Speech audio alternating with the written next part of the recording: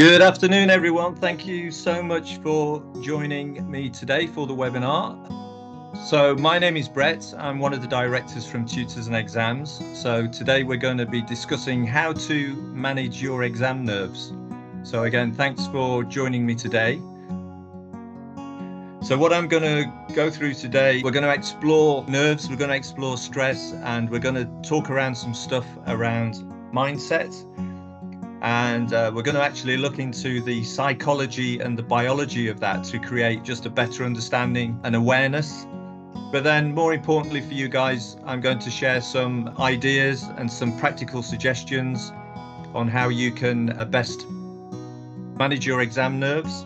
And really what I'd like to get out of today is that by the end of the webinar, you've all gone away with some new ideas, maybe look to get 3 or 4 ideas that are going to help you through the next few weeks, where no doubt you're still revising to obviously going through to taking the actual exams.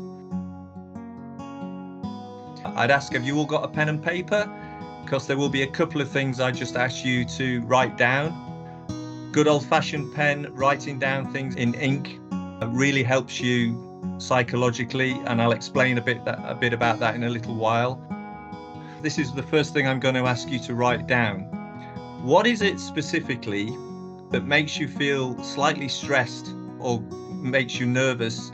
Are you feeling sort of nervous? Are you sort of feeling a bit overwhelmed about the whole process of having to take your exams this year? I appreciate with COVID, there may be a few of you that this is the first time in the last 2 or 3 years where you actually get to sit down and do paper exams in an exam centre. So my first question is, and write down the answer is, what is it specifically that you're concerned about, that you're worried about, that makes you nervous? Just write that down for me now, guys.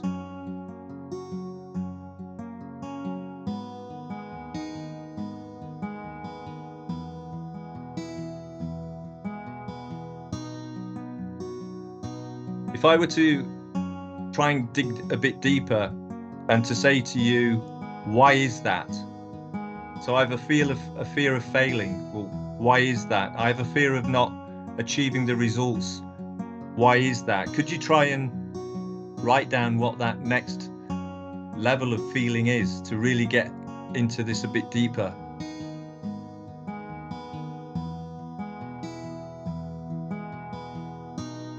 What I'm trying to get here is, you've got an initial fear, but there'll be something underneath that. There'll be an underlying fear, and it's really trying to dig deep, because we're going to talk a lot now about mindset. So the first thing to say, it's actually all in your head, isn't it? We all struggle with this, and sometimes we are our own worst enemies. And the whole thing that I want to talk about first of all around stress, anxiety, getting worried, is it's all stuff that's going in our head. And the first challenge is, well, yeah, but what's the reality? So we've already asked the question, what is it specifically that you're worried about? So what I want to do is get into the sort of some of the psychology and the biology that's going on with you right now. And first of all, I want to talk about fear. I mean, do you know that we're actually only born we're born with only 2 fears, and that's the fear of falling when we used to live in trees, and the fear of loud noises. So all the anxiety and worries and nervousness that we build as we grow up and we get older are actually all passed on to us. We actually learn them either from our environment, from our friends, family, or whatever. So it's all learnt. And of course, to have some stress or be nervous about your exams is perfectly natural. And what fear is really should be a message to you with just to proceed with caution. A bit of stress or a bit of nerves is perfectly fine. And in fact, if you didn't have any stress or nerves around exams in particular, then you'd probably wonder, what's going on, because it's actually a sign that, yeah, you're all fired up for it, you're ready for it, you just want to perform well, you just want to achieve your grades and pass the exams. So that element of nerves, we're not talking here about getting rid of any nerves altogether, but the problem is where the nerves or the stress are there long term, and when they start to overwhelm you. And that's what I really want to talk to you guys about today. This is where I want to start to look at offering you some practical solutions. Because did you know, if you're in a state of high stress, then you release a hormone called cortisol. Now what that does, that's your body, that's adrenaline, that's getting you ready to fight.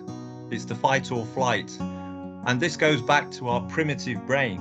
This goes back to, living in caves, living in trees or whatever, when we were worried about that saber-toothed tiger or having to protect ourselves from other tribes or whatever. Well, we still have that primitive brain thousands of years later, but now we have all the modern day fears, getting run over by a car, or all the modern day stress that we have in our lives. We still have that primitive response. And when your body releases cortisol, within 7 minutes your IQ is reduced by 50%. Now if you're like me, you can't afford that, can you? And that's why when you're in a period of in a moment of really high stress, you can't think straight. We make stupid decisions. That's what's going on. Also, there's another fact for you. How many thoughts do you think a human has per day? How many thoughts go through our heads every day? It's something like over 66,000 thoughts a day. And then if I said to you, and what percentage of those thoughts are positive versus negative, what would you imagine? I can't remember the percentage. It's something like over 75% of our thoughts are negative thoughts. So we're actually programmed to have a lot of negative thoughts. But that's our survival instinct kicking in. That's our primitive brain. So this section I'm talking about here is really trying to bring some more understanding to why we think and behave the way we do.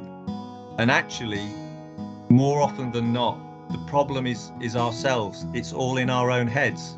How many times have you worried about something and then you've gone through a situation, or you've had to do something that you were worried about, and you've got to the other side of that and you've thought, do you know what? Actually, that was fine. I don't know what I was worrying about.